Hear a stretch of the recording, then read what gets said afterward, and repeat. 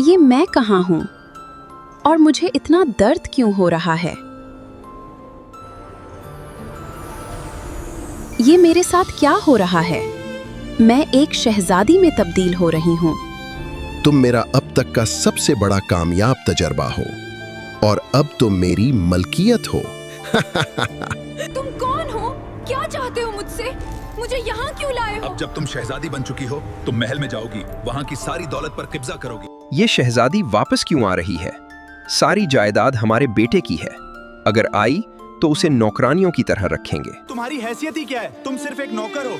ये तमाम सल्तनत मेरी है। मैं बहुत गमज़दा हूँ और बीमार हूँ। मेरे हाल पर रहम करो। मुझे खुद नहीं पता कि मेरे साथ क्या हो रहा है। शहजादी, जब महल की सारी दौलत तुम्हारे नाम हो जाएगी, तब तुम सिर्फ मेरी होगी। मैं तुम्हें किसी और का नहीं होने दूंगा।